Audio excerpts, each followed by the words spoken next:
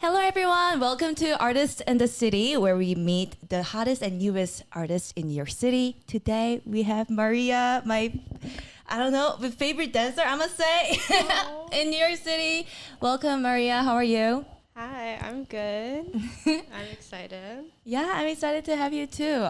Could you introduce yourself to the listeners, Yeah. please? Hi, I'm Maria Edmond, born and raised in the Bronx, New York.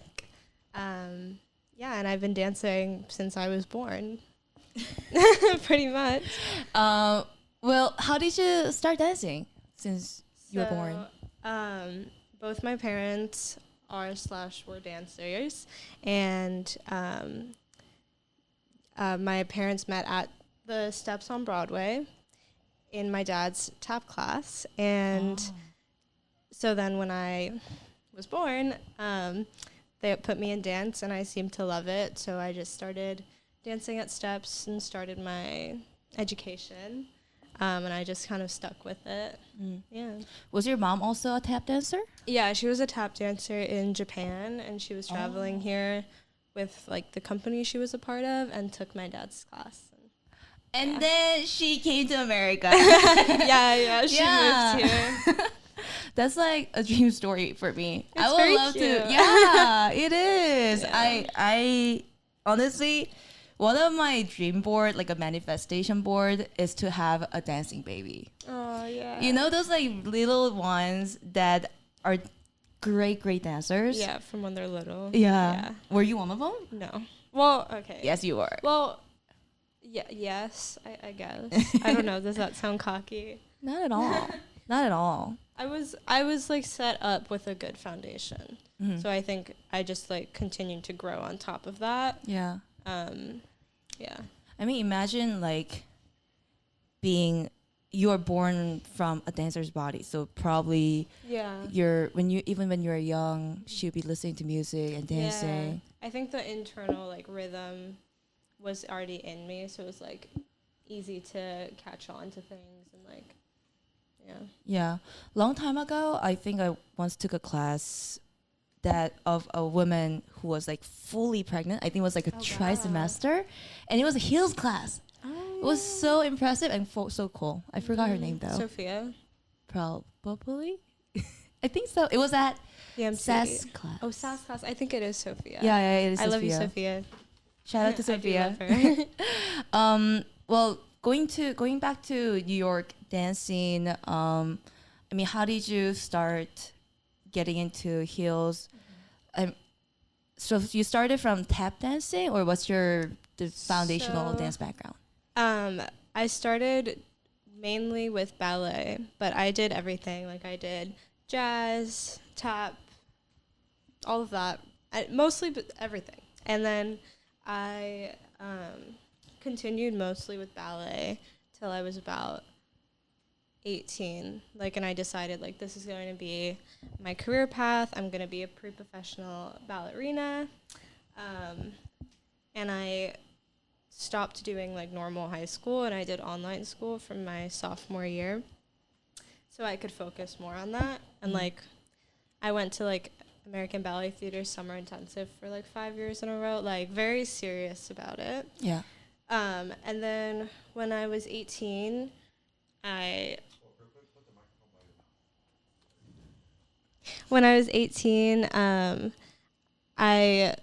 decided that I wanted to move out. And when I was 17, COVID happened, so I was quarantined.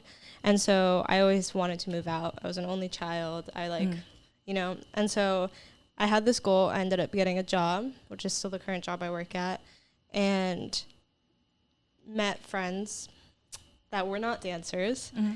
And I just started experiencing life outside of ballet. Yeah. And when I did move out and started spending more time independently from my parents, I realized no one's forcing me to go to ballet. And actually at this job I had a coworker who did heels and danced at Broadway Dance Center and stuff, and they introduced me to heels. So I was like, this looks really cool, I want to try it. Yeah. So I started and boot heels like everyone does. And I took some heels classes at Broadway Dance Center, and I was like, wow, this is so nice. Like, you can be anyone, any age, any body type, and like do this dance. Like, no one is telling you that you can't because of that. And so I kept training in it, and it really taught me to love my body, because I feel like ballet just does the opposite, you know. And if you're not shaped like a 12-year-old boy, like, it's not like good. And so I decided that I was gonna quit ballet after that. I just kind of fell in love with heels. I actually didn't know how toxic ballet is. So like, as you're saying, you have to be super skinny. Are you considered not skinny enough for ballet? Well, like, the thing with that is, like, because skinny is so, like, in society, like, you're supposed to be really stick thin, whereas, like, technically I'm considered skinny. Like, you're considered skinny. Like, what even is that, right? But in ballet, it's like, you can't have curves. You can't have the natural things that come with growing up and, like, a female body or, like, any body. And I feel like even for, like, boys that did ballet, it was, like, similar in different ways. Like, there's just expectations that are unnatural. And it didn't matter how talented you were at ballet, the person, it always seemed like, from my experience, the person that had the better facility, like more flexible feet, but maybe they're not as strong, or they're really tall and like lengthy, and like it doesn't seem like they have much muscle on their bones. Like, that was what usually got picked over someone who maybe is a stronger dancer. And so that, growing up in that, from like the young, like, everyone's so young, you know, 14 through 17, you're developing, and it's placed into your mind that the normal, like, you go through puberty, all of those changes are bad. And so that resulted in, like, eating disorders, like, surrounded by eating disorders, and thinking that was normal. So toxic for sure. I'm sure, like, exploring heels and other genre was so liberating for you. Oh yeah, for sure. Well, so like, I found out about Broadway Dance Center, and I auditioned for their what's it called, ProSem, professional semester. And I got in, and I was like, this is my sign to, like, kind of just take the leap and do this big change. So I told my parents, I was like, I'm going to do this. I'm going to quit ballet. Take a break from it, at least. And that started me going into heels, hip-hop, like, so many things that were unfamiliar to me. But it was so nice to be surrounded by people that were more supportive and, like, had a completely different mindset. So, yeah, and it was really nice to be able to explore my sensuality, my sexuality, all of that throughout dancing in heels too. So it was definitely liberating. It's very, I relate a lot, because I started dancing when I was back in, like, college. We were, like, in a dance team, and this training process was so strict. And then we were supposed to, like, take videos. I mean, I have to do that too. Sorry. We have to take this video, and then every single second, I had to write what I did wrong. And, like, in this second, at this point, I did this. I'm going to correct this. That was the training process, which was, I guess, at that point, necessary. But, like, it was so stressful for me. But, like, I grew up loving dancing, and it was my dream to be in a dance team in university. So I'm like, I went through it, and then I think I have a solid foundation through that experience. But it was toxic, and it changed my mentality around dance. I at some point hated it. But now I'm like, do it for fun, and I'm happy. No, yeah. That's why I say, like, my overall dream is to just be happy dancing. And I think I realized that throughout quarantine as well in 2020, just being like, what is the point if I'm crying all the time and hating my body and having breakdowns, and, like, what is that doing for me? Were you crying in all the hating your body when you're ballet? Oh yeah. And like I cannot imagine that. no, but that's the thing. I took so many videos, right? I still have them somewhere. Like I used to have like a ballet dance account and to document all my progress, but I look back now and it's like the mentality I had then is so warped because I thought I was so big or like whatever. And I look back now and I'm like, you're literally 15. Like you look the way you're supposed to look. And it also doesn't matter if you're literally doing 4 pirouettes on point, that's still considered good no matter how your body looks. You know what I mean? Like it's just so crazy. Yeah, I don't know why I'm tearing up. I'm tearing up a little bit because I feel like that goes to, you know, like as an artist, you go through the self-doubts. Yeah. You know, like, am I doing, and then you criticize yourself so much that you forget the fact that you love it. Mm-hmm. And that happens to any of the art process that I have gone through. Yeah. No, for sure. I mean, in any type of art, you know, it's always a love-hate relationship in some way. Like, especially when you're like first starting or kind of growing, you're going to be a little uncomfortable. But I don't know, even like people I talk to that do acting or photography or like physical art, there's the same thoughts around it of like, it's a competition, you're never good enough, or the next person is better than you. But it's like, and I think I still have to tell myself this to believe it, but like there's room for everyone in the creative space. Yeah. You know, and like you'll find the correct people that are supposed to be around you. I think that happens a lot when you when you step into that room, the practice room. A lot of people get intimidated by the energy of it. And I tell my friends that, remember, no one gives a shit about you. Yeah. Yes. Everyone's focusing on themselves. Yeah. No one watches you. No. No. And like, now that I'm in these more supportive spaces, I find that when it is time to watch each other dance at like the end of class or if we're filming a class, it's like you find that most of the spaces now are more supportive. Yeah. And it doesn't matter what level you are. You could be completely doing the wrong step and you'll still find people that are going to cheer you on. But I think a lot of times especially at studios that are so like BDC, for example, like I know a lot of people are scared to go there. Yeah. Because it feels a lot more like, only professional, really good people are supposed to go there. But it's like, no, you know? Yeah. Like I was really bad at one point at hip hop and I grew at BDC. And like no one cares. Like literally no one cares. How was the growth process for you from like going through all these genres and then now you have your own style? Yeah. Well, I definitely, as much as ballet was toxic, my technique and everything that I've done stems from the strong like technique background that I have. So I'm really grateful for that. But I kind of found like one teacher, Hector, and hi, Hector. and I stuck with him in heels for like since 2021 or 2022, and 2021. And his style was very like weight shifting and like things that were really hard for me that like I feel like really shaped the kind of dancer I became because his style was like you can do anything in a heel. Like you can be doing jazz, you can be doing hip hop, like anything in a heel. And that kind of set me up for success. And so I felt more comfortable in his style as I went on. And then I found Sabina, who I feel like is completely different, but equally as important in the sense of like, where is the movement coming from? Like it's coming from my core.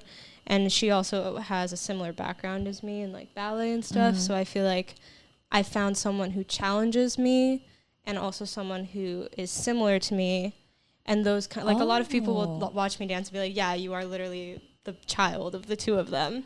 And like I completely agree. Like I agree. I also know Hector's style. I definitely agree. Because I only associated because I met you at Sabina's class. Yeah. And then I'm like, she like there's elements to it, but like now yeah, it explains a lot to me. Yeah, and like also as I've gotten more comfortable in like hip hop styles, I feel like that has also changed how I dance as well. Because like when I first started, I felt like a fraud. I was like, oh, I'm a ballerina trying to do hip hop, you know?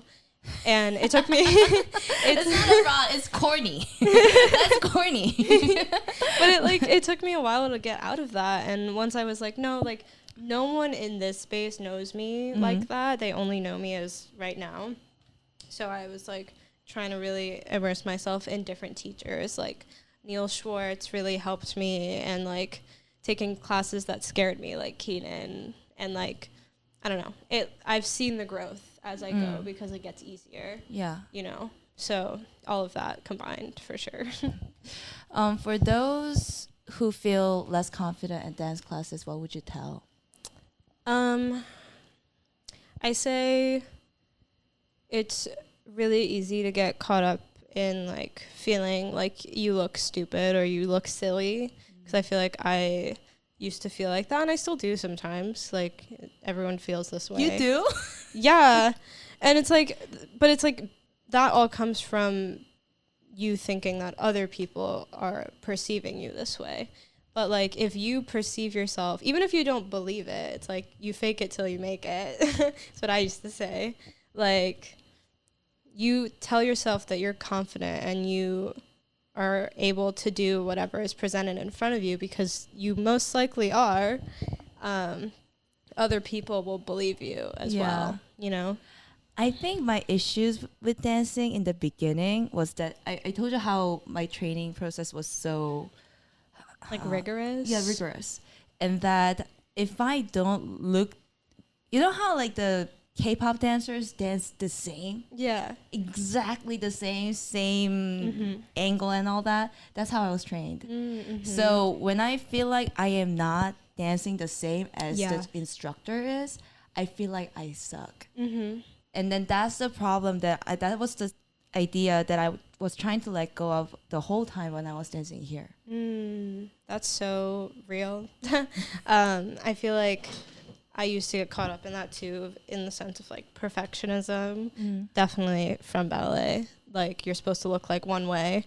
But I think the more that I started to understand myself, like as a human being outside of dance, it's like, yes, there are times where you're going to need to dance like the person next to you, but it's not in the same way as like if you're in a class, you're allowed to stand out. Like you can make choices. Like for example, right now I'm trying to like make choices that are different for like, but I used to consider silly.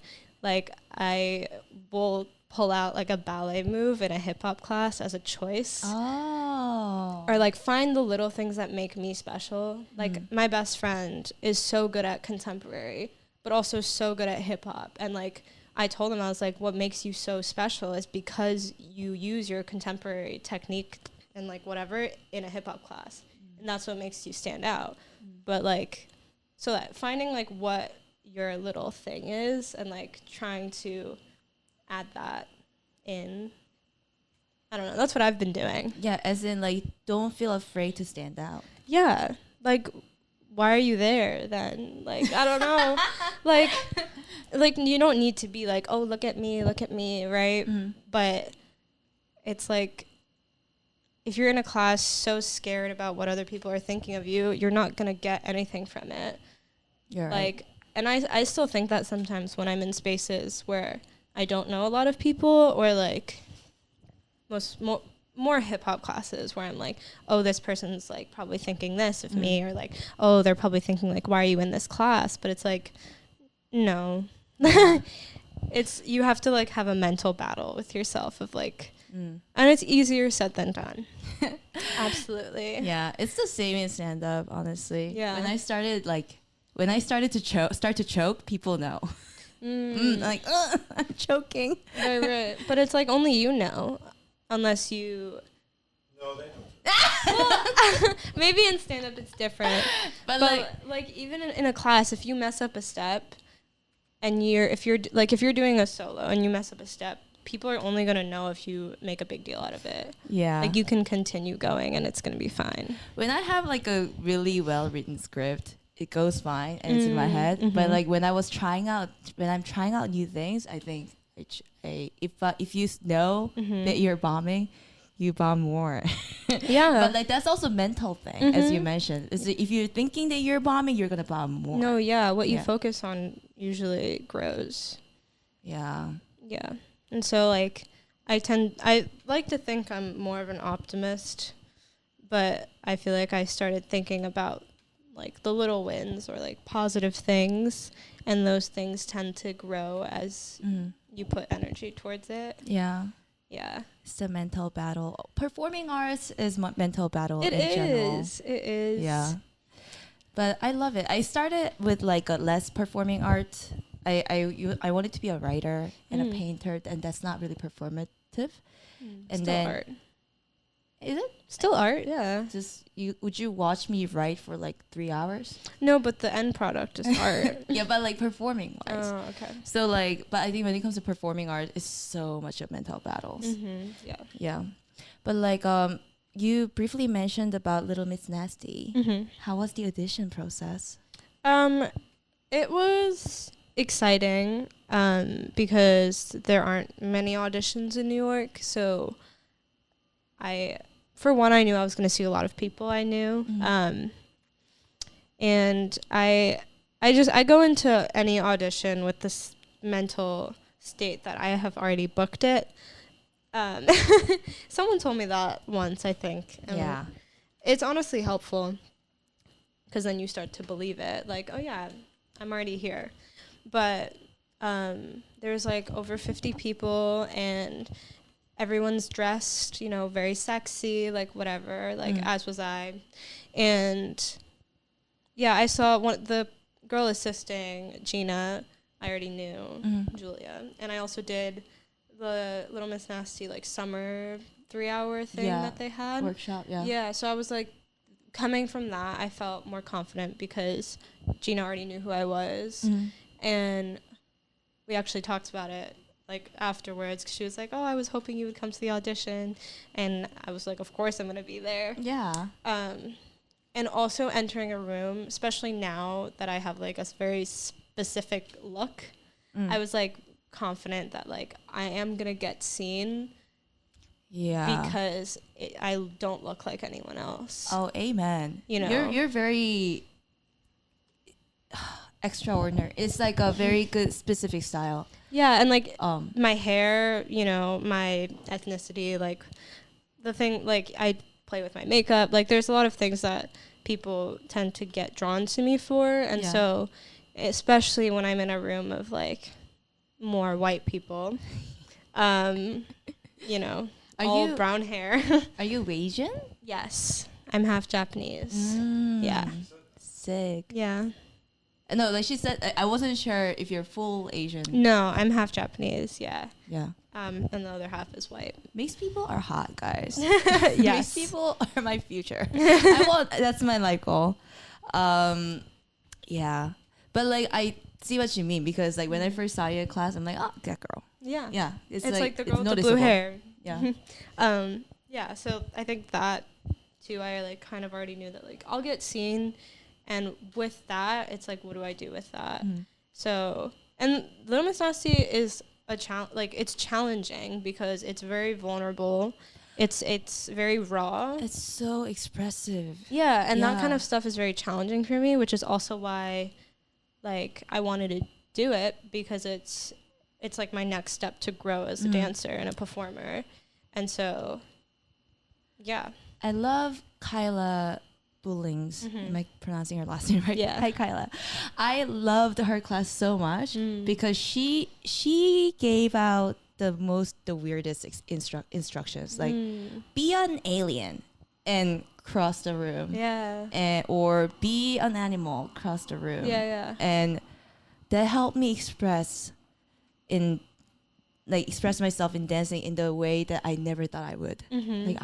Like crazy facial expressions. Yeah. And really thinking about the like stories behind it. Right. And that taught me a lot. And then when I went to see Little Miss Nasty, it was just the explosion of everything I saw there. Yeah. No, yeah. I think like that kind of expressiveness is very limited these days. Like you don't see a lot of it. And so I think like it's just hard in general and challenging, but it's so important, I feel. And also just because like, I don't know, for me, expressing needs to feel genuine. And like, I can't just slap a smile on my face just to do it. Like there needs to be some sort of like something behind it, attached to it, for me to actually, for the audience to believe it. Yeah. And so I want to take her class because like those more specific, weird emotions that like she wants you to express, I need to like be in the room and like exercising those faces, you know. It's so, that show is a must see. It's like it's not just dancing, huh? You should definitely go see it. Like we have a sound guy. Hello, say hi to Philly Kadala. But it's really awesome. Like it was she actually sings. Some people sing there. Oh yeah, because Gina's a musician as well. And then the whole like outfit and like these stories of it. What's the show like? The show? It's definitely very individual to each cast, because like the cast that went on tour did different like pieces, I know, but from my personal experience, well, the music choices, first of all, are amazing. Like it's very rock or like band music, punk rock. Rock? Yeah. Yeah, but like it's just very good, and it's like yeah, but then it's like yeah, you rip it up. Yeah, and like that kind of stuff is very freeing for sure, and it's just a nice change to dance to. And yeah, it's like every piece like steps out of the box. Like it's a lot of people that came to watch the show felt very like inspired after they left. Yeah. And I feel like it inspired me too to like make different choices in classes, or like I don't know. It's very vulnerable. Like first of all, you're like not fully nude, but like, you know, you're not wearing like a shirt sometimes, and it's like you have like you just have like titty petties. yeah. And so like just that alone is like a new experience, you know, and like people are watching you do that. This, I think Gina was like on. It was very similar to. It's not the same, but like similar to Miley Cyrus' Wrecking Ball moment. she's like singing and all over. Like there was people like coming down from the floor the up there. It was at House of Yes, the show that I went that was to. last year, right? Yeah. Must go. When would you be performing with them? In August. It's not technically confirmed, but Show coming up soon. Yeah. It's the New York cast. So, do you have any like goal as a dancer? Like, what do you want to achieve? Yeah. My dancing goals. I like to set little goals for myself, you know, because looking at the bigger picture is very overwhelming. But my first dream was achieved, which was the Little Miss Nasty show. So that was very cool. But I think I would love to be like a backup dancer for an artist, like Tate McRae or Ash Nico. Tate McRae. She's incredible. Like she's a dancer herself, you know. She's awesome. Yeah. Like I see her TikTok videos all the time. Yeah. Whenever I have a little video save playlist, and a big chunk of them are Tate McRae, and the other half of that is Doja Cat. I love Doja. Yeah. But yeah, Ash Nico as well. Didn't Sabina go on like crazy? Yeah, she has like a really performances. Yeah, for like Beyonce, Doja Cat recently. Doja Cat, Lana Del Rey recently last week. That sounds so insane. Yeah, she's pretty much done everything. Yeah. So, I admire her a lot. Me too. And she's taught me so much as well. What was the biggest learning from her? I think the first thing that drew me to her was her energy. Like she did like a master class during my pro sem in 2022, and that was like my first introduction to her, and I had no idea who she was, you know. And the first thing I just was like, I love her energy. Like she starts off class with the grounding. Like I've never experienced that before, and I think the way she holds space is very unique. And I just felt very like seen by her. And I think she was one of the first people that like felt like I can bring what I have to the table, and she sees it and it like accepts it and likes it. And so that was I used to cry about it, because I was like, that's like a new feeling, you know. But yeah, the biggest thing I learned from her, I think, I don't know, like the right people will surround you just by being who you are. And like, because like we talk about that sometimes of like all the people who surround her, like from New York, you know, and like a lot of people that I've met from her that like are in her circle, also just genuine, like lovely, beautiful souls, and like it's just a good energy. That is deep. That is so deep, Maria. My impression of Sabina is she has it all. Like we talked about it earlier about like the energy of not needing anything. She's so grounded. Yeah. She's like, I am here. Yeah. And you're here to learn. No, yeah. And I think I enjoy that, because I think I've been in a lot of spaces that like are very ass kissing. This is like a pet peeve of mine, of like people kissing ass. Am I allowed to say that? You're totally able to say that. Okay. I also felt like one of the things that I did not get so much into dancing community. Just ass. Okay. Just a little ass. About how cliquey it is in general. Oh yeah. And I'm like, nah. No, for sure. And I think I've found myself in these cliques as well. Yeah. And I think after being, this is like tea, I guess. Drop but the tea. No, I just feel like as I've been in little cliques, I find that I don't want to be there. Like I think, especially this year, I've been conserving my energy and like only giving it to people who I feel like it's like a even energy exchange. And I think when I booked Limits Nasty in February, things kind of shifted a little bit in like a good way, but also people have been wanting things from me, and like in my DMs asking me things like, oh, like whatever, like if you need something. But it's like, I don't like that, because I've seen that in person, in the sense of like kissing someone's butt.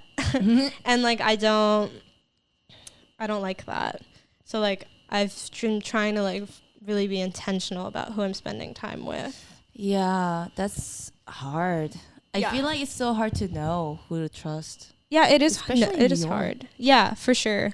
But I think there's good people out there.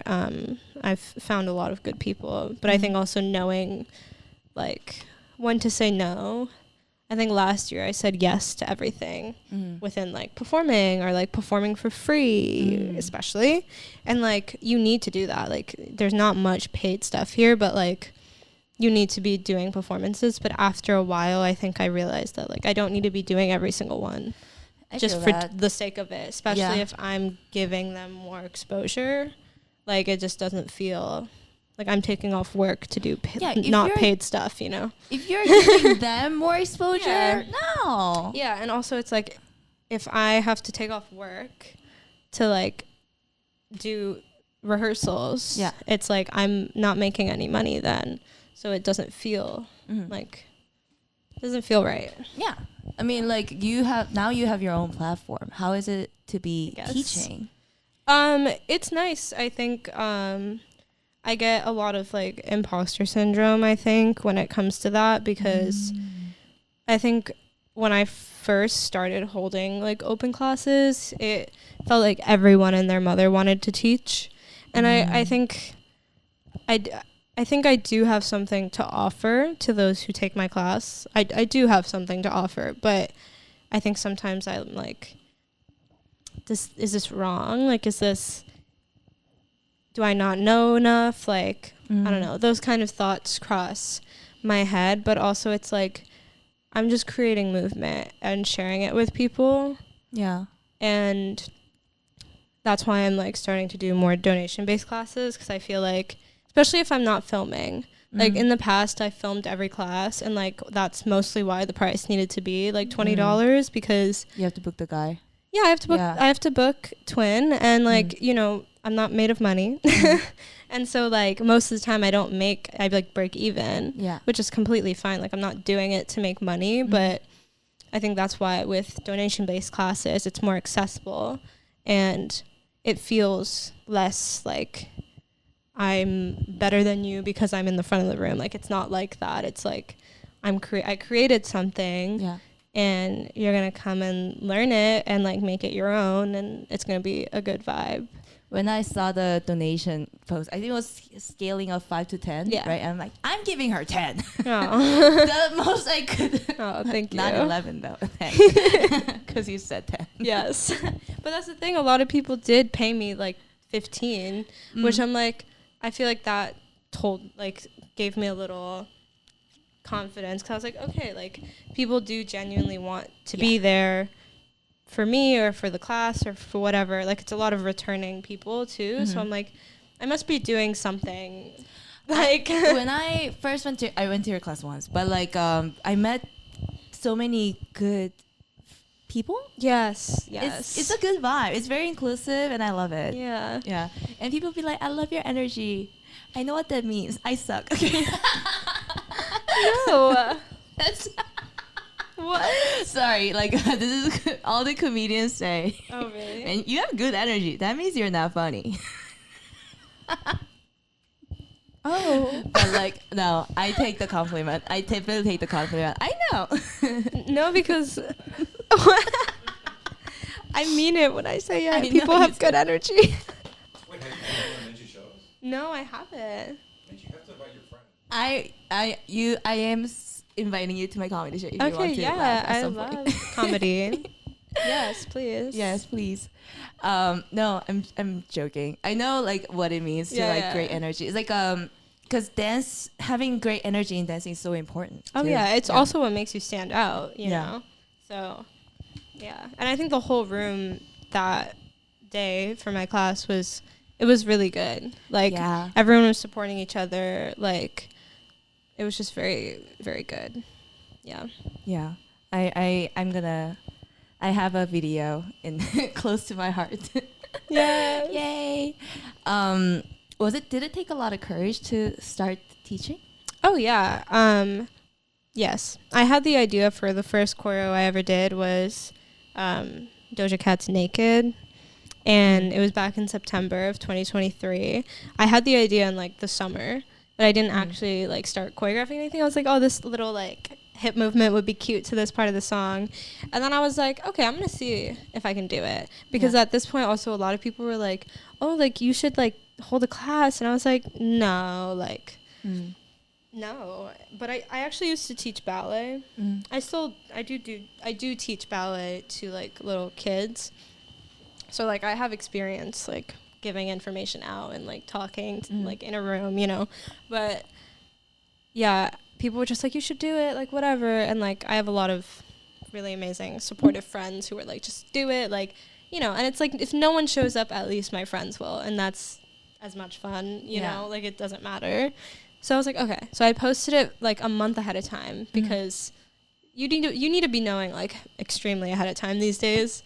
So I posted it, and I had about 35 people show up. Oh, that's a lot of people. Yeah. It was sold out for the room. And so I was like, I literally cried, because I was like, I didn't expect it at all, but yeah, it was awesome. I'm emotional for you. I would cry too. Yeah, I felt like a high for sure from it. Yeah. But we are almost reaching the end of the pod, and I always ask this question to my guest. Why should people know about you? Why should people know about me? Well, I think do you want to be known? Yeah. Yeah, of course. Yeah. Yeah. I've never been asked that question before. Mhm. I feel like, I don't know. I think from the outside, like if you just look at me on Instagram or like walking on the street, I look very intimidating, I've been told. Which is true. I have an RBF, you know.